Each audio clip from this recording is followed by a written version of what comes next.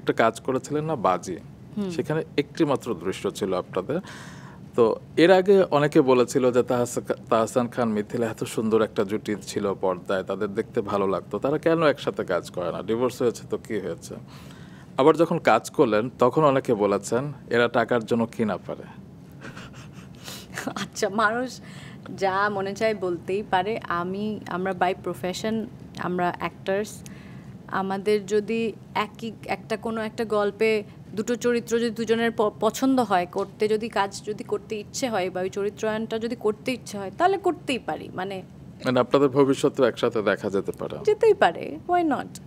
কারণ এই কাজটা তো প্রফেশনালি করি আমরা। তো আমি আসলে জানি না, মানুষ অনেক কমপ্লিকেটেডভাবে সব কিছু দেখে, সব কিছু ভাবে। আমার মনে হয় আমরা যখন বলিউডে দেখি, আমরা রণবীর কাপুর কিংবা দীপিকা পাড়ুকোন যখন একসাথে কাজ করে তখন আমরা কিন্তু খুব মুগ্ধ হয়ে দেখি। সালমান খান ক্যাটরিনা কাইফ যখন কাজ করে আমরা কিন্তু মুগ্ধ হয়ে দেখি। আমরা যখন ঋত্বিক এবং তার ওয়াইফ যখন তাদের বর্তমান পার্টনারের সাথে মেশে আমরা কিন্তু সেটাকেও ওয়েলকামিং জানাই। কিন্তু আমাদের এখানে তাহসান খান মিথিলা একসাথে কাজ করলে অনেকে কোয়েশ্চেন মার্ক দেয়। এটির আসলে কি কারণ যে তাদের সংকীর্ণতা নাকি অন্য কিছু?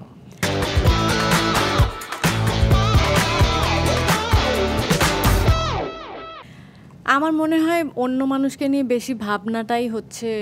আমি কি করে মানুষ এত সময় পায় আমি জানি না। আমি আগেও বলেছি এটা সংকীর্ণতা না উৎকর্ষতা আমি আসলে জানি না। কিন্তু একটু মানে লোকে যেভাবে সারাক্ষণ অন্যকে নিয়ে কমেন্ট করতে থাকে, অন্যের প্রোফাইলে গিয়ে কথা বলতে থাকে, ভাই নিজের লাইফের দিকে একটু ফোকাস করেন। নিজের লাইফ, নিজের পরিবার, নিজের সন্তান, সকলের নিজস্ব লাইফে তো চড়াই উতরাই, আপস অ্যান্ড ডাউনস তো থাকে। তো সেটায় আমার মনে হয় যে অত বেশি বাইরের মানুষকে নিয়ে কথা বলার সময় বা ভাববার সময় কোথায়।